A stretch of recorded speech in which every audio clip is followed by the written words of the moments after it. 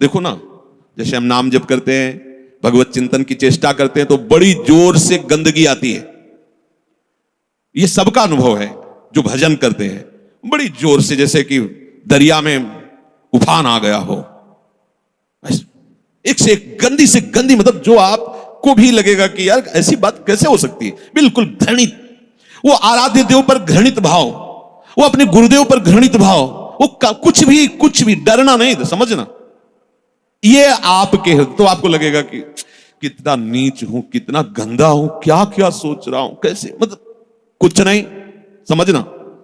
बिल्कुल तटस्थ भूमिका होनी चाहिए। मैं थोड़ी सोच रहा हूं ये सब गंदी नाली के कीड़े की तरह मन इंद्रिया भोगों में रहे, अभी गंदगी फेंक रहे, बिल्कुल तटस्थ। अरे मैं प्रियाजू के लिए क्या सोच रहा हूं, मैं लालजू के लिए क्या सोच रहा हूं, और मैं गुरुदेव के लिए क्या बिल्कुल नहीं।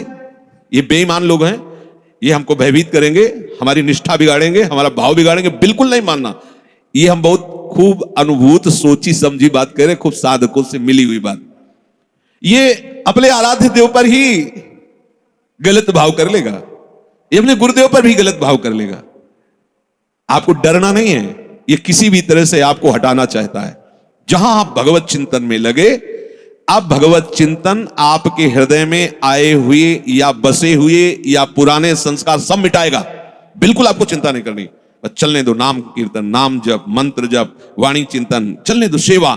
ये जितनी गंदगी, चुप रहो, देखते रहो, उबने की जरूरत नहीं, खिन्न नहीं होना, ना हर्षित होना है। दोनों बात समझ, खिन्न हो गए तो वो टिक जाएगा, ऐसा क्यों नहीं है उसमें गंदगी। जब धुलाई हो रही तो निकलेगी सब बाहर, शांत एकदम, बहुत ये बहुत खतरनाक स्थिति। प्रायः इसी स्थिति में पूरा संसार है।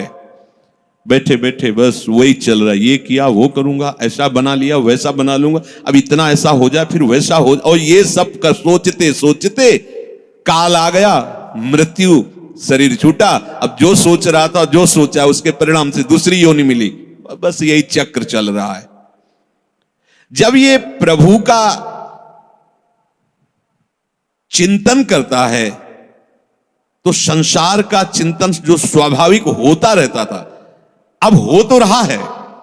देखो ना, जैसे हम नाम जप करते हैं, भगवत चिंतन की चेष्टा करते हैं तो बड़ी जोर से गंदगी आती है। ये सबका अनुभव है जो भजन करते हैं, बड़ी जोर से, जैसे कि दरिया में उफान आ गया हो। एक से गंदी, मतलब जो आपको भी लगेगा कि यार ऐसी बात कैसे हो सकती है, बिल्कुल घृणित। वो आराध्य देव पर घृणित भाव, वो अपने गुरुदेव पर घृणित भाव, वो कुछ भी डरना नहीं, समझना।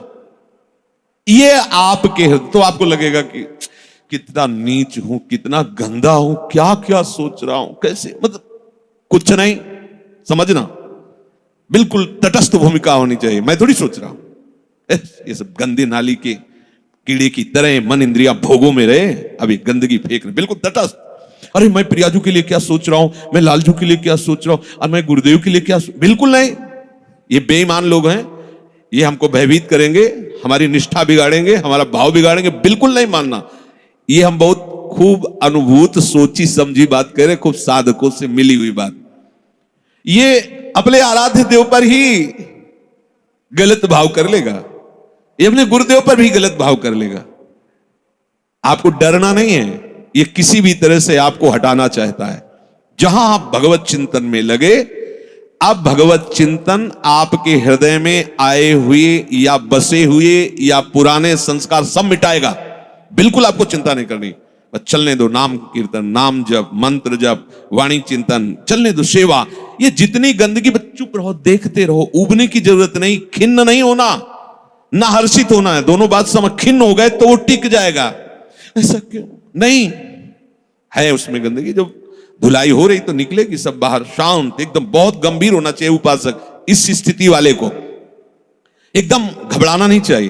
वो फिर अच्छी बातें भी डालता है जो संसार में सुखद मानी जाती है, उसमें आपको हर्षित नहीं होना, तटस्थ।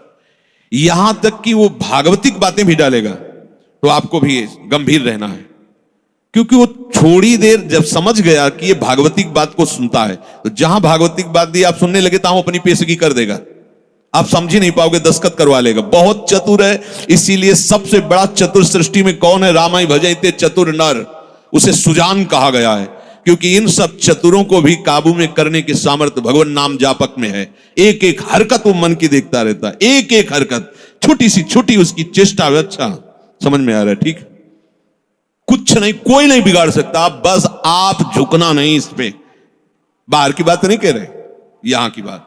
आप उदास मत होना, आप निराश मत होना, और आप इनके आगे झुकना नहीं, इन दुष्टों के समुदाय के आगे।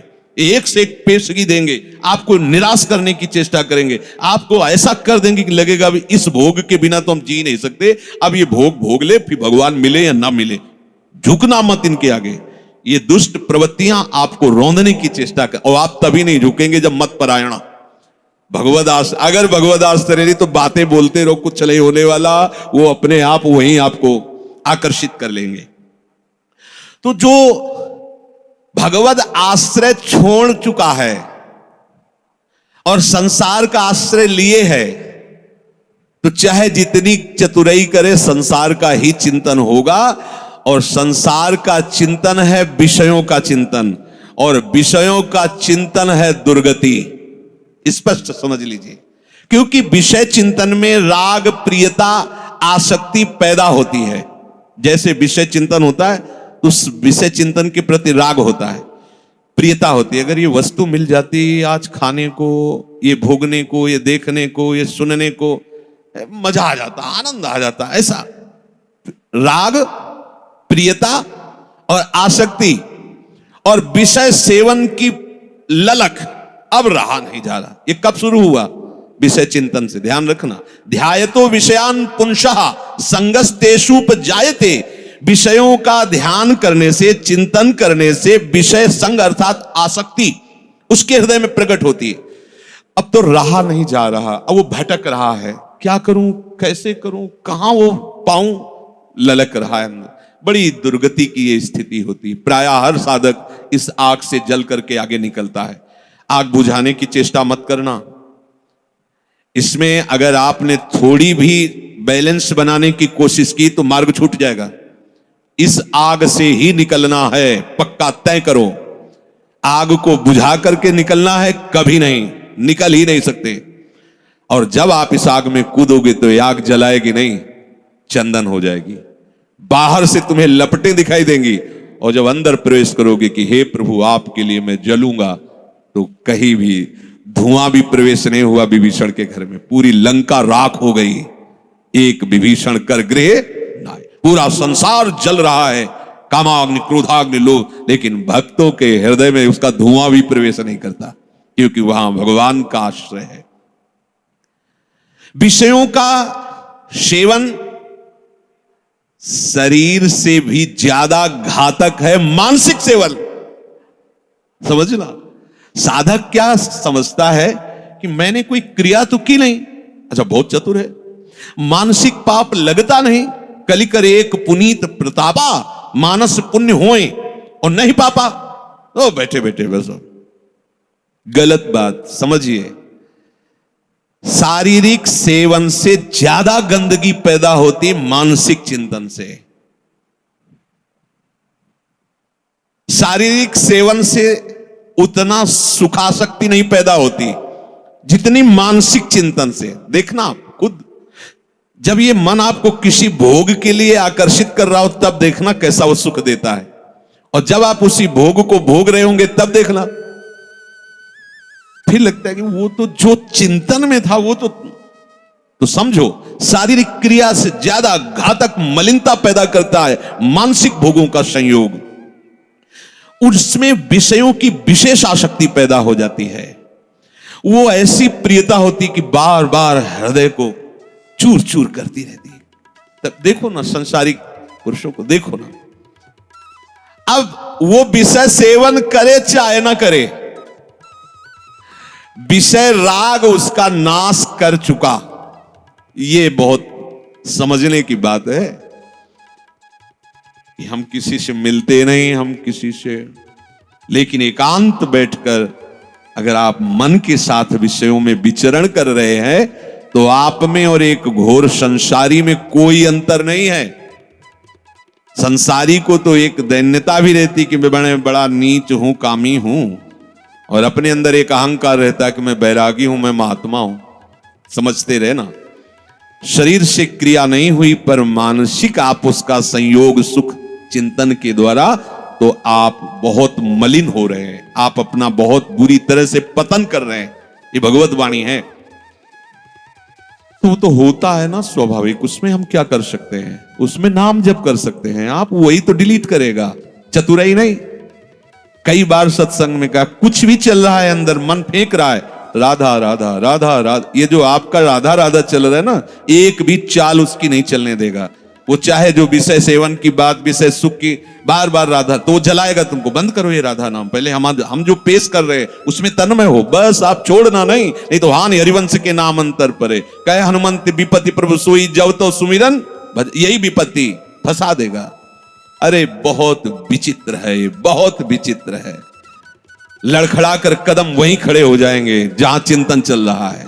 बहुत घृणित मन की ये चिंतन वाली वृत्ति आपको क्रिया में उतार देगी, आप रुक नहीं पाएंगे। संगात संजायते कामः, जब आप विषयों का ध्यान दीजिए, ध्यायतो विषयान पुंसः, ये होगा, सबके होता है। जब लोग बात अरे हम तो समझते नहीं थे, ये काम ही है, आश्चर्य की बात है, कोई आश्चर्य की बात नहीं। हाँ, ये आश्चर्य की बात की ब्रह्मचारी है, ये आश्चर्य की बात है। ऐसे सृष्टि में और ये ब्रह्मचर्य, अब प्रणाम की बात है। ये आश्चर्य, कामी वो कोई आश्चर्य की बात नहीं। कोई भी हो, यहां से लेकर ऊपर तक, ब्रह्मलोक तक, कोई भी हो, कहीं भी, इसी का तो शासन है, इसी का तो राज्य है, और सब इसी संकल्प काम से ही पैदा हुए हैं। कोई अगर ये कहे कि सब व्यर्थ की बात है, अगर कोई बचा है तो लाडली लाल के चरणों की ठसक में जो बैठा हुआ उनके चिंतन में है। अब कहीं गुंजाइश ही नहीं कोई। और अगर वो भी थोड़ी देर के लिए भी विषय चिंतन करेगा तो थोड़ी देर के लिए रौंदा जाएगा, ध्यान रखना। इसीलिए है दीर्घकाल निरंतर सत्कार सेवितो, दीर्घ काल तक आदर पूर्वक निरंतर भजन परायण रहो। जगह ही नहीं रहेगी, सब डिलीट, सब खत्म हो गया। अब देखना, नाच पड़ोगे। जैसे जैसे आपकी निष्कामता बढ़ती जाएगी वैसे वैसे मतवालापन, ऐसा जैसे कोई मदिरा पिए हो और झूमता हुआ चल रहा है, उसको कुछ नजर नहीं आ रहा। ऐसे ही नाम की मादकता जब चढ़ती है, मस्त हो जाओगे। ये बड़े बड़े महात्माओं ने पिया है, इस नाम का रसाशोपान किया है, रूप रसाशोपान किया है। जैसी थरिवंश निकट दासी जन लोचन चसक रसासो गटकत।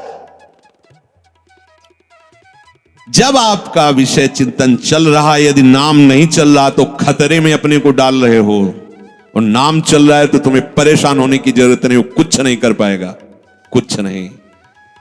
ये बहुत बड़ा पहरेदार है, आपको गिरने नहीं देगा, उनकी एक भी संस्कार वृत्ति आपके हृदय में बनने नहीं देगा। अपने पास बहुत बड़ा पावर है नाम। इसीलिए तो जो इस रहस्य को समझ जाते हो बलिहारी होते हैं संतों की, गुरुदेव की, कि आपकी कृपा से वो चीज मिली।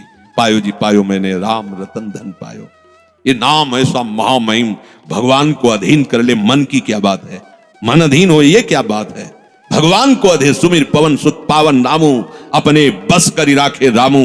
जब भगवान को अधीन कर लेता है तो ये तो मन की तो बात जाने दो, इंद्रियों की बात जान। पर आप क्या करते हैं, जब विषय चिंतन कर रहे होते हैं तब आप नाम को छोड़ देते हैं। बस ये गलत बात हो गई, अब आप नहीं समझ सकते।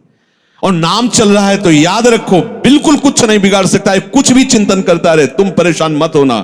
ये अपने आप आपके सामने शरणागत हो जाएगा, मन शरणागत हो जाएगा, अपने आप हो जाएगा। आप जैसा चाहोगे वैसे ही चलेगा। बस नाम ना छोड़ना, नाम छोड़ दिया फिर ये बातों से बस में होने वाला नहीं है। बहुत ही ये दुर्जय शत्रु है मन, दुर्जय शत्रु है। नाम की कृपा से जब ये मित्र बन जाता है तो इससे बड़ा सुख देने वाला भी कोई नहीं होता, ये भी बात समझ लेना। और जब नाम नहीं चलता है, विषयों का चिंतन करता है, तो इससे बड़ा दुख देने वाला कोई दुश्मन नहीं है। संगास्तेषु उपजायते, ये मन चिंतन करके विषयों में राग पैदा कर देता है।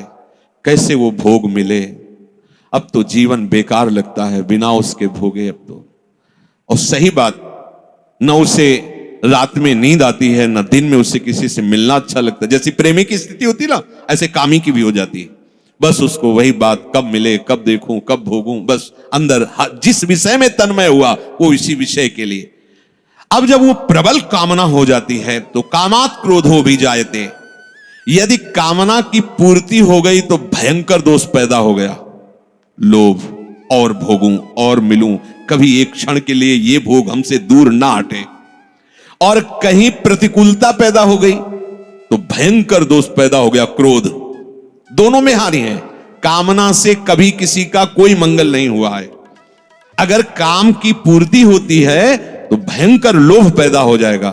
कैसा लोभ पैदा हो जाए, ये ऐसे ऐसे, इतना नहीं, ये शरीर नहीं, वो शरीर, ये वस्तु नहीं, वो वस्तु, बढ़ता चला जाएगा, वो घोर व्यभिचारी हो जाएगा। और अगर प्रतिकूलता हुई तो क्रोध पैदा हो जाएगा। ऐसा क्रोध पैदा हो जाएगा क्यों, जिसको कहता है कि मैं तुम्हें बहुत प्यार करूं, उसी को मार देगा, वो हिंसा कर देगा। ये बिल्कुल समझने की बात है। अगर उसकी कामना भरपूर हो चुकी है, संकल्प बन चुका है, और उसकी पूर्ति में बाधा होगी तो भयंकर क्रोध, और क्रोध जहां प्रकट हुआ, कामः क्रोधोद भी जायते क्रोधात् भवति सम्मोह। अब जहां क्रोध प्रकट हुआ, अब उसमें मूढ़ता छा गई। ये करना चाहिए, ये नहीं करना चाहिए, खत्म हो चुका। अब उसमें और पशु में कोई अंतर नहीं है, उसमें और राक्षस में कोई अंतर नहीं। कोई आशा न करे कि जो क्रोध से सम्मूढ़ता को प्राप्त हो चुका है उससे कोई विनय काम करेगी। अब वो राक्षस हो चुका है, उसके सारी प्रवृत्तियों में क्रोध के द्वारा प्रकट की हुई मूढ़ता छा चुकी। अब कुछ भी विवेक काम नहीं कर रहा। प्रभु कह रहे क्रोधात् भवति सम्मोहा। ऐसी मूढ़ता छा जाती है जो विचार की गुंजाइश नहीं रह जाती। वो रो रहा है सामने, या कोई, अब देखो रसेंद्री की ऐसी प्रबलता हुई, पशु पक्षियों को मार के खा रहा है जीव। कैसी कैसी, देखो मतलब हमें कोई जरा सा कष्ट दे तो हमें पीड़ा होती है। आप देखो एक छोटी चींटी जा रही हो, आप एक तिनके से ऐसे छूने की चेष्टा, वो भागने की चेष्टा करेगी, अर्थात वो बचना चाहती है। ऐसे हर जीव है। कैसी मूढ़ता छा गई, जीवों की हत्या करके उनके शरीर को खाते हैं। मनुष्य बढ़िया कपड़ा पहन करके, बढ़िया सुंदर भोग सामग्रियां हैं, खाइए पिए, खूब भजन कीजिए, नाम कीर्तन कीजिए, भगवद आश्रित, किसी को कष्ट देने के लिए, अपनी रसेंद्री के लिए। ऐसे ही प्रत्येक इंद्री के लिए जो कामना युक्त हो जाता है वो आसुरी भाव है, राक्षस है। वो देखने में केवल लगता है मनुष्य नहीं, उसकी प्रवृत्ति अंदर से राक्षस है।